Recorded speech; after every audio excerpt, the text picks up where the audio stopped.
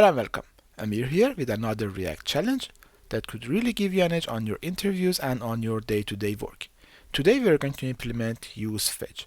Now this will be used to fetch data and keep the state of the fetch. So is it in the loading state? Has it run to an error, or did we get the data? So let's go and implement it. So first we need to define the hook here. Let's call it useFetch. And this will take two things. One is the URL that we are going to fetch from, and the other is the options. For now, we don't care about the options to keep the thing simple, but you can add it later on. Okay. Now, we need to have three different states. One for the data that is fetched, and then set data. Take it from the use state. In the beginning it's null, we don't have any data, and then there are two more pieces of state that we need to keep. One is the error, if there are any errors on fetching the data. In the beginning it's null as well, and then the other one is the loading state. Are we in the loading state of the data or not? So this is false in the beginning. Now we need to get the data, and it should go inside a effect because it's a side effect. Great. So now we have a use effect like so. Let me copy and paste it here. So use effect. It will have a bunch of dependencies that we will add later on. In the beginning, we would set the loading to be true. Then we would do the fetch. We would use the native fetch. You can use Axios or any other libraries that are out there, but it doesn't make much of a difference. So let's say we do the fetch. We give it URL and options. And let me define these options as null for now. So I would do this, and when I get the data, I would convert the data to JSON using JSON. That will return a promise, and then after the JSON has come back, then what we get is a data. What would we do? We set the data to the data that we get, and we set the error to null. There are no errors. We get the data. But if we failed, then we would have a catch. And the catch will include the error. Now here, the thing that we do is just the opposite of this. So we set the data to null, and then we set the error to the error that we get.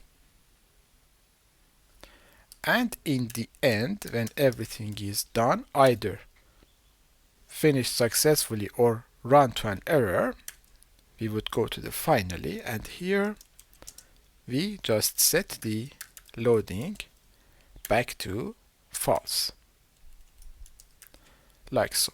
So again, we set the loading to true, we fetch, get the data, convert to JSON, set the state accordingly, and if we get to an error, we set the data to null and set the error to error. Okay, so our effect is done, and this is basically dependent on URL and options, because these are the things that are coming into this function, and based on the change of this, we need to run the effect again. Okay. Then, when this effect is done, the thing that we return is three things exactly. One is the loading state, then the data, and then the raw state. And we are going to use these inside our component. So here, I would go and grab these three pieces of data from the useFetch, and we need to provide the useFetch some URL. Now, when this is done, there might be an error. So if we run into an error, we need to return some URL or something saying that error is happened, like so. If we are in the loading state, then we want to say that we are loading. Now these of course can be changed to a better component with more details on it, but we keep it simple for now. Now if these two things has not happened, so we are not loading and we didn't get an error, we have get some data. So let's go and run that data. For now, let me just log data to see what is inside the data and go here. So yeah, we have the data like this. And as you can see, the data has some hits that we are going to use. So just simple having this, and then we can say, for example, a UL, and with some LI rendering this.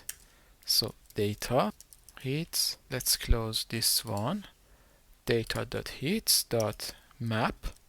So we're mapping through the data. We get each item, and we would have a LI for that one. And here we will have the item.title. It's good to provide the key here as well.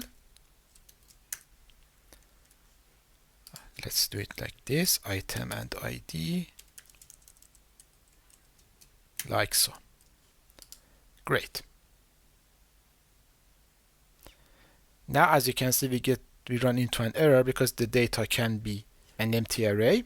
So we need to do it like this, data.hits.map. So if the data and hits has come, then we will go and load. I get into an error. What can be the error here? Do I get the data? Yes, I'm getting the data correctly. Okay, yeah, I need to say return here. Okay, now I get the data. So this is working now. I don't need this log anymore, but there are a few things that I like to add to this custom hook. First is that if for some reason before this data comes, this component is unmounted, we will run into a memory leak. So we will go and set the data for a component that doesn't exist. So we need to avoid that. But how can we do so? Here, we would go and define something called a mounted state. So I would say that this is mounted now. And here, before setting the data, I would check to see if the component is still mounted or not. So if is mounted, then set these two data. Same thing here.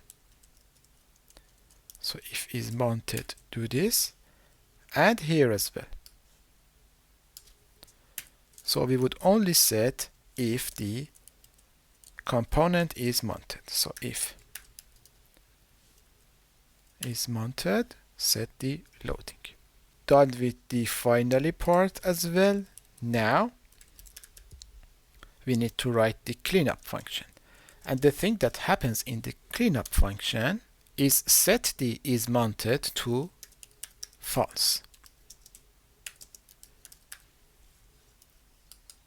So how does this work? The component mounts, we would call this. So we go here, set the mounted to true, and everything works as expected. We get here and we exit. Now, if while we are fetching the data, the component unmounts, this will be called, so isMounted will be false, and then if we run to then or into the catch, the isMounted is false, so these two parts will not run. So we will not set the data or the error, and here as well. So now this hook is complete. The only thing that we need to check is the error state. So let's go down here and let's do it like this, and we run into an error because this URL does not exist. And if we go back, we get the data back again. So yeah, it was it for this challenge. I hope you enjoyed the video. If that's the case, don't forget to support the channel by subscribing, and if you really feel like it, you can always donate to the channel as well. The link to the donations are available in the description section of this video. Thank you for watching and see you in the next one.